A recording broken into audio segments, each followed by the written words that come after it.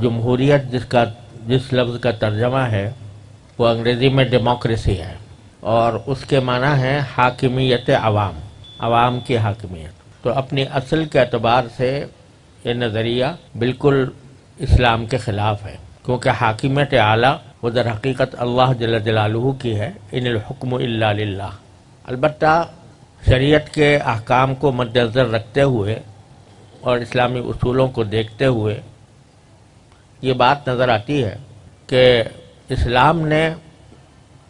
سیاست کے معاملے میں چند بنیادی اصول عطا فرمائے ہیں،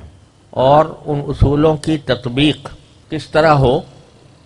اس کو ہر دور کے اہل بصیرت پر چھوڑ دیا۔ مثلا اصول یہ ہے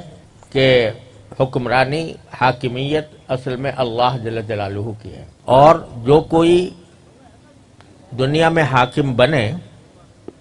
اس کا نام چاہے کوئی بھی رکھ دیا جائے، چاہے اس کو خلیفہ کہیں، چاہے اس کو سلطان کہیں،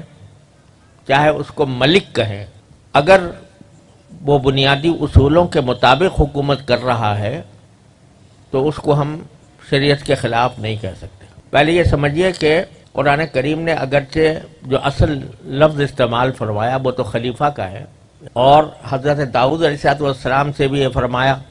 انا جعلناک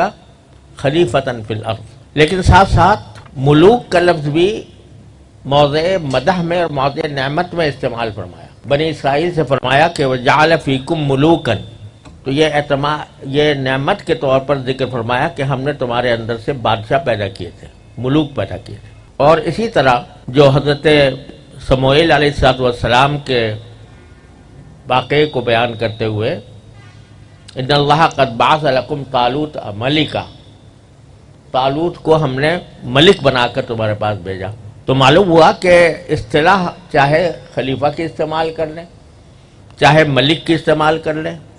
یا کوئی اور لفظ استعمال کر لیں، امیر کا لفظ استعمال کر لیں، صدر کا لفظ استعمال کر لیں، ناظم اعلیٰ کا لفظ استعمال کر لیں، لفظوں کے بارے میں شریعت نے ہمیں کوئی پابند نہیں کیا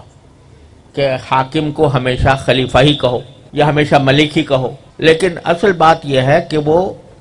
حاکم ایسا ہو جو قرآن و سنت کا پابند ہو۔ اس صورتحال کو مد نظر رکھتے ہوئے جب ہمارا آئین مرتب کیا گیا تو اس کی جو قرارداد مقاصد ہے، جو حضرت شیخ الاسلام علامہ شبیر احمد صاحب عثمانی رحمۃ اللہ علیہ اور ان کے رفقا جن میں میرے والد ماجد رحمۃ اللہ علیہ بھی شامل ہیں،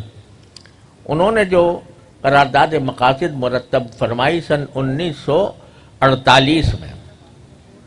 یعنی پاکستان بننے کے اگلے سال، وہ الحمدللہ آج تک کوئی اپنی جگہ سے ہلا نہیں سکا۔ اس کا کوئی لفظ آج تک باوجود بے شمار سیکولر لوگوں کے آنے کے اس کو کوئی تبدیل نہیں کر سکا۔ اس میں یہ تصور پہلے ہی سے موجود ہے کہ حاکمیت اعلیٰ اللہ جل جلالہ کی ہے، اور جو منتخب نمائندے حکومت کریں گے وہ اسی حاکمیت کے تحت ان کے اللہ تعالیٰ کے نائب ہو کر حکومت کریں گے۔ اور جمہوریت کا لفظ جہاں استعمال کیا گیا تو اس کے ساتھ یہ لفظ استعمال ہوا کہ جمہوریت جیسا کہ اسلام کے احکام کے مطابق ہو تو اس کو نافذ کیا جائے گا۔ تو جمہوریت الاطلاق اس کا ذکر نہیں ہے، بلکہ ایسی جمہوریت کہ جو اسلام کے احکام کے مطابق ہو، اسلام کے تشریحات کے مطابق ہو، اس کو رکھا جائے گا۔ یہ قرارداد مقاصد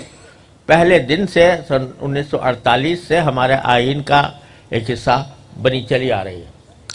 اور اسی لیے ہمارے اکابر نے، جس میں علامہ شیخ الاسلام حضرت علامہ شبیر احمد صاحب عثمانی رحمۃ اللہ علیہ ان کے قائد تھے، اور میرے والد ماجد قدس اللہ تعالیٰ سرہ نے بھی اس کی تثبیت میں حصہ لیا، اور ہمارے دوسرے اکابر حضرت مولانا مفتی محمد حسن صاحب رحمۃ اللہ علیہ، حضرت مولانا محمد ادریس صاحب کانلوی رحمۃ اللہ علیہ، یہ سب حضرات اس کی تثبیت میں شریک تھے۔ اس لیے انہوں نے اس لفظ کو اس لیے گوارا کیا، جس کی میں نے بنیاد یہ عرض کی کہ اصطلاحات کے پھیر میں قرآن سنت نے ہمیں نہیں ڈالا، بلکہ ہمیں بنیادی اصول یہ مقرر فرمایا کہ قرآن و سنت کے مطابق ہو۔ اب ساری بات جو آ جاتی ہے وہ شخصیات پر آ جاتی ہے کہ وہ شخصیت اگر قرآن و سنت کے اوپر عمل کرنے کا نہ صرف عزم رکھتی ہو بلکہ اس کے بارے میں کوشاں بھی ہو، تو پھر وہ اس کا نام چاہے آپ اس کا صدر رکھ لیں، چاہے وزیر اعظم رکھ لیں، چاہے اس کا نام آپ بادشاہ رکھ لیں، چاہے اس کا نام خلیفہ رکھ لیں، تو شریعت نے اس کے اوپر کوئی پابندی عائد نہیں کی۔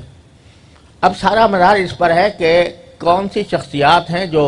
اس مقام تک پہنچتی ہیں کہ جو ملک کا نظام چلائیں۔ اب یہ تو آپ نے دیکھا ہوگا کہ قوانین بہت سے بنتے رہتے ہیں، لیکن قوانین کا بن جانا کافی نہیں ہوتا، بلکہ قوم کی اور عوام کی اور شخصیتوں کی تربیت کی ضرورت ہوتی ہے۔ وہ جب تک تربیت نہیں ہوگی تو اس وقت تک آپ صرف نام خلیفہ رکھنے سے معاملہ حل نہیں ہوگا کہ آپ خلیفہ کسی کو کہہ دیں اور وہ خلیفہ بن کر وہ ایسا یعنی بالکل کہنا چاہیے کہ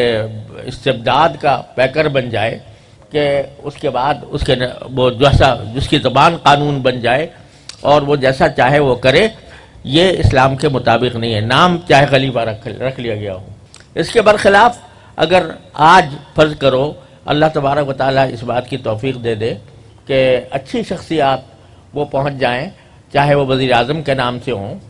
لیکن اچھی شخصیات اگر وہ جا کر آئین کے اوپر عمل کریں اور آئین کے تقاضوں کے اوپر عمل کریں تو کوئی وجہ نہیں ہے کہ اس میں اسلام کی نفاذ میں کوئی رکاوٹ پیدا ہو۔ تو اس لیے یہ کہنا کہ بھئی یہ جو آئین ہے یہ بھی مغربی جمہوریت کا چربہ ہے، یہ خیال غلط ہے، اور یہ کہنا کہ صرف خلافت ہی واحد راستہ ہے اسلامی حکومت کے قیام کا، یہ بھی درست نہیں ہے۔ جیسا میں نے عرض کیا کہ اللہ تبارک و تعالیٰ نے ہمیں جو ان موضوعات میں جن میں کہ زمانے کی تبدیلیوں سے فرق آتے رہتے ہیں، ان کے اندر ہمیں کسی خاص طریقے کا پابند نہیں کیا، بلکہ اصولوں کا پابند کیا ہے۔